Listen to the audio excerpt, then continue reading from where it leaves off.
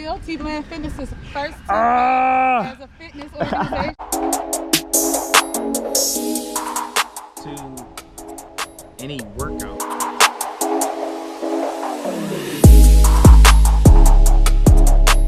BlandFit here. Bland Brigade. Let's go. That good old office 10K. You know, the one where everyone wants to get involved with the 10K. They ask, did you sign up? Are you doing a 10K? And then when it actually comes to actually doing a 10K, whether with your colleagues or not, you are the one that is actually doing it. Like, you're there, they can be there, but you have to put the work in. So I did the 10K. That's about 6.2 miles. I did it, but I come to the realization that, and I could talk about my best time, and I could talk about the first time I did the 10K, but I come to the realization that it's a great feat to actually just do the 10K, right? And the half marathon. My first 10K was actually sprung on me by one of my first jobs. To be completely honest with you, I had no idea what a 10K was. It took me a while for sure to get to where I am today, speaking of 10Ks or whatnot.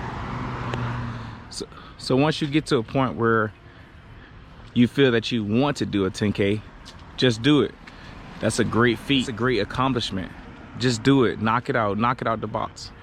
In this video, I want to talk about my pre-race thoughts and provide some post-race reaction or some real feedback. Listen, I am learning and I love to run, but I'm no runner just yet. I still have a long ways to go. Initially running or moving without stopping was my goal. The 10Ks I have done have typically been in reasonable weather, but this last one I did, the heat was and the humidity was out of control. Look, I was not prepared for the heat and humidity, and I think that's part of it. You have to expect the unexpected. I'm usually pretty good at continuous running and not stopping, but this one got to me. This one got me. I had to take a step back this time. If I can do it all over again, I will practice in that temperature. The crazy part is I don't think I really practice in that temperature, and that's because I thought everything would be the same as before, but it wasn't. I think my advice to anyone doing a 10K is to actually do a 10K and do it expecting the unexpected. Do it expecting it may snow if it's near cold, or the humidity is gonna be hot. They have 10K training teams as well, and that's fine to use those, but I will actually do the 10K and do the 10K, but do it one or two times and try to stick to that pace. Don't over-exert yourself. I think that's what I was doing a lot too. I would start off way too fast and I would burn myself. I am doing this too because I tend to start off too fast. I want to pace myself. So what I've been doing lately is running slower. Like, it's fine if I'm not doing an 8-minute mile. A 9-minute mile is fine. So I want to pace myself.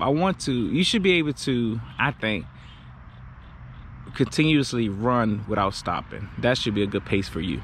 Start off with a pace that is easy for you and comfortable for you, so your strides and all that feel okay. If you haven't did a 10K before, that first time you're doing it, that'll be your PR, your personal record. If you had did it before, or if you have done a 10K before, hey, try it out. And this is coming from the guy that works in the office, because you have those moments where everyone will be coming around and asking you to do this 5K or this 10K. And it's all for a good cause, but it's also a good workout. The treadmill is cool, but you actually have to get out there and hit that pavement.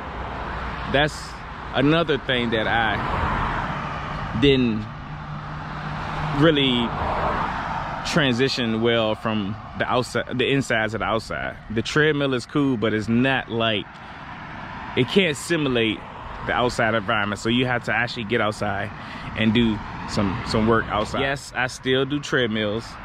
There's no knock on that. If you have to do treadmills, add some resistance to it. They have rolling hills, they have intervals, they have hills. Add something in that treadmill work to make it a little harder. And that's with weight loss anyway. You want to continue to push yourself. You want to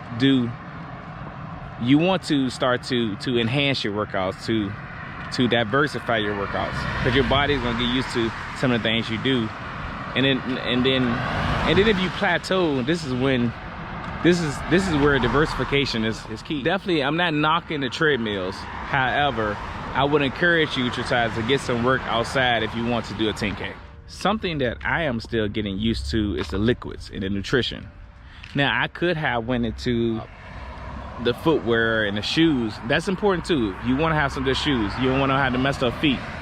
But the nutrition and liquids to me is so key, because you are pushing a lot of that stuff out. You are pushing the water out, the sugar, the salt, the things you need to complete that run. You're pushing a lot of that out. Shout out to my Brooks running shoes and We Off the Couch. No, but yeah, the footwear is important. I need some snacks and some liquids while I'm running. It's important, it helps. And I am the type of runner too that I sweat a lot. So I'm going to need some replenishment when I run. And I love gummy bears. I absolutely love gummy bears. So they have some, well, I think you can get any gummy bears, but they probably have some specific ones for running. But I think that's critical, that you can have some sugar or salt there to help you push forward. And also Gatorade or water. Water is cool too, but I'd rather do the water that stops. Water more so dilutes a lot of the things that you need. And the night before, you need some good complex carbs because they break down slow. Protein as well to keep you full, but I would advise like some pasta, for example. You need those good complex carbs. This is if you are serious about the 10K. Now, if you want to have a good time the night before and just go out there and have a good time. But I'm saying, if you are serious about the 10K, the nutrition and the food and the liquids are critical. The week up to the 10K, and especially the night before and the day up. Some good complex carbs. My bad. Listen, running is not easy.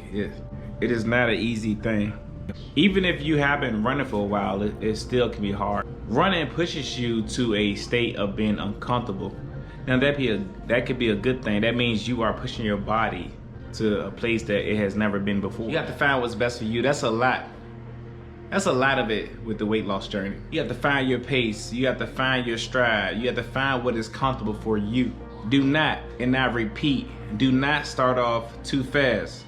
Unless you know what you're doing, but in my experience, don't start off too fast. Don't burn yourself out in the first 3 miles. But once you reach that state of uncomfortability, I think that's a word, you start to do things, you start to go into another arena that you can't even imagine. That's what really sparks the weight loss journey even more. That's what really gets into that intensity. As long as you're consistent, your intensity is gonna build. So stay at it, stay safe, stay active, stay healthy. BlandFit out.